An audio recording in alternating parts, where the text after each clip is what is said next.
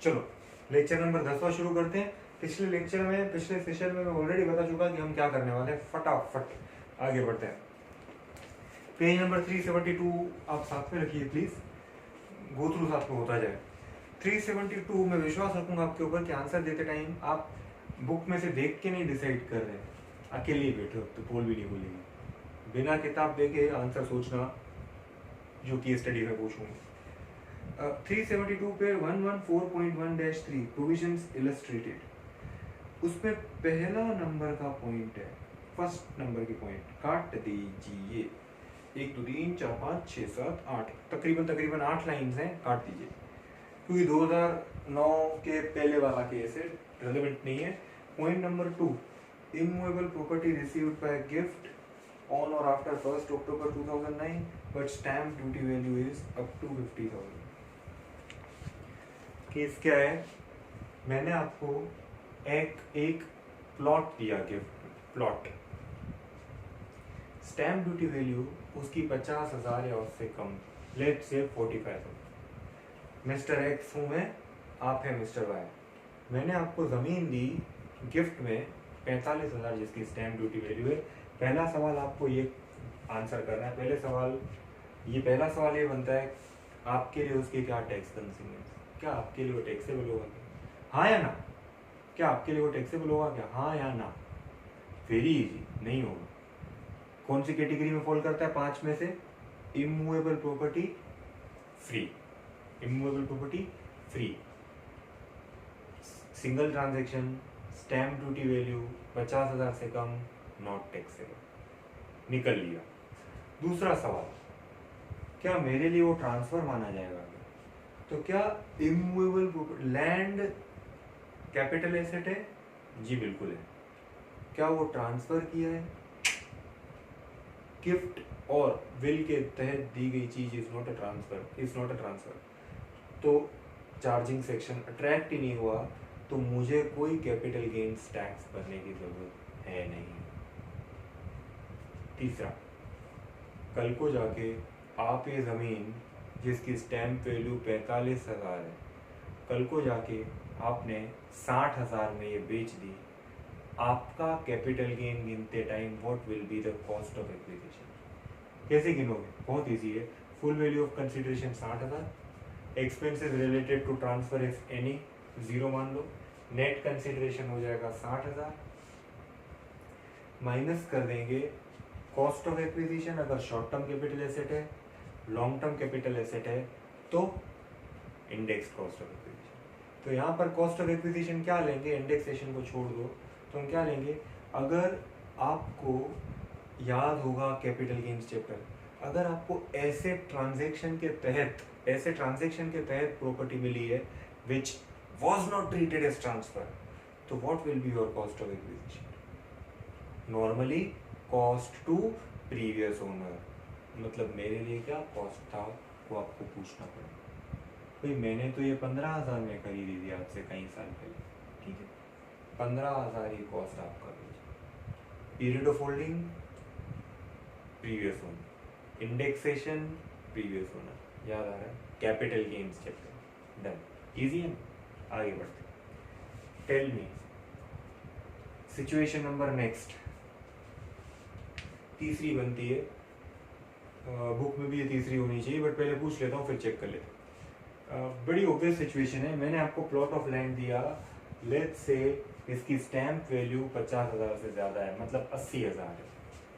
क्या आपके लिए गिफ्ट टैक्सेबल होगी या नहीं? हाँ, इमूवेबल प्रॉपर्टी फ्री की कैटेगरी में फॉल होगी क्योंकि स्टैम्प वैल्यू 50,000 से ज़्यादा है, मतलब पूरे के पूरे अमाउंट टैक्सेबल होगी। 80,000 इनकम फ्रॉम अदर सोर्सेज मान ली जाएगी। क्या मेरे लिए ट्रांसफर माना जाएगा कि नहीं? यार कैपिटल एसेट है, ट्रांसफर नहीं है, तो मुझे कोई टैक्स नहीं भरना पड़ेगा, कैपिटल गेन्स टैक्स नहीं भरना। आपके लिए कॉस्ट ऑफ एक्विजिशन क्या होगा? कोई चीज़ गिफ्ट में मिलती है ना, गिफ्ट में, तो आमतौर पे कॉस्ट टू प्रीवियस ओनर। तो आप अपना कैपिटल गेन कल को जाके प्रॉपर्टी बेचेंगे ना, तो कैसे गिनेंगे? Suppose full value of consideration 90,000 है, expenses related to transfer suppose nil, net consideration 90,000 है, इंडेक्सेशन छोड़ दें, कॉस्ट ऑफ एक्विजिशन। आमतौर पे गिफ्ट में मिली चीज का कॉस्ट ऑफ एक्विजिशन क्या होता है? Cost to previous one. आपने मेरे से आके पूछा कितने में खरीदी थी, मैंने तो कहा थोड़े साल पहले मैंने ये जमीन 30,000 में खरीदी। तो नॉर्मली आपका कॉस्ट 30 होना चाहिए, बट आपने यहाँ सरकार के सामने एक आपत्ति खड़ी करी और सरकार को बोला कि यार अगर मेरा कॉस्ट ऑफ एक्विजिशन 30,000 होता है तो मेरा कैपिटल गेन 60,000, जिस पे मुझे टैक्स भरना पड़ेगा। पर जबकि हम तुम्हारा ध्यान इस बात पर केंद्रित करना चाहते हैं, जबकि हम सरकार का ध्यान इस बात पर केंद्रित करना चाहते हैं कि जब गिफ्ट मिली थी ना तो 80,000 रुपए के ऊपर ऑलरेडी टैक्स ले लिया गया, क्योंकि 50,000 से ज़्यादा था। 80,000 सरकार ने मान लिया कि तुमने कमा ही लिया है इस जमीन से, और 80,000 पे टैक्स तो तभी ले लिया। अब वो चीज जब हमने 90 में बेची तो एक्स्ट्रा तो 10 ही कमाया है। 80 पे तो ये ऑलरेडी पेड टैक्स, तो एक्स्ट्रा तो 10 ही कमाया। तो सरकार ने बोला बात तो सही। तो सरकार ने ऐसी सिचुएशन में कॉस्ट ऑफ एक्विजिशन क्या मान लिया पता है? वो अमाउंट जिस पे already you have paid tax, मतलब amount that has already been taxed. 80 पे टैक्स भर चुके हो जमीन की वैल्यू पे, बाकी 10 जब ऊपर का कमाया उस पे टैक्स। पिछली सिचुएशन याद करो, सिचुएशन नंबर 2 जो हमारी बुक में थी, तो उसमें क्या था? 45,000 की स्टैंप ड्यूटी वैल्यू वाली प्रॉपर्टी मिली थी। आपने इसको कुछ टाइम बाद 70 में बेच दिया, मतलब कोई भी वैल्यू पे बेच दिया। एक्सपेंसेस 0 थे, 70 नेट कंसिडरेशन था। स्टैंप ड्यूटी वैल्यू वही कितनी थी? 45,000। तो क्या आपको जब प्रॉपर्टी मिली थी तब आपने उसके ऊपर टैक्स भरा था? नहीं भरा था यार। 45,000 की चीज मिली, खा गया, टैक्स ही नहीं भरा, क्योंकि 50 से तो कम थी। तो ऐसे में what will be the cost of acquisition? Cost of acquisition will be cost to previous owner. Previous owner बोला मैंने तो 25,000 में खरीदा, बस ठीक है, बाकी पे टैक्स भर दो। ऐसे सिनेरियो हो जाएगा। बहुत अच्छी बात बता गया मैं, बातों में बहुत अच्छी बात बता गया। You have to grasp this. Doubt हो तो पूछो। उसके बाद वाली सिचुएशन में ये और ये कंबाइन आ जाएगा, मतलब 2 मिनट के लिए किताब ले लीजिए तो आपको टास्क देता हूँ। सिचुएशन नंबर 2 टिक कीजिए, पढ़ लेता हूँ। एक कंटेंट पे जाता हूँ। X gets a property from his friend on so and so date. Stamp value property की कितनी है जिस दिन गिफ्ट मिली? 50,000। तो in the hands of X, example के तहत एक्स आप हो, बुक के एग्जाम्पल के तहत एक्स में nothing is chargeable to tax as stamp value does not exceed 50,000। जबकि मेरे हैंड्स में it is not treated as transfer. ए हूं मैं, not treated as transfer and the transfer will not be chargeable to tax under section 45 मतलब capital gains का charging section मेरे ऊपर लगेगा नहीं।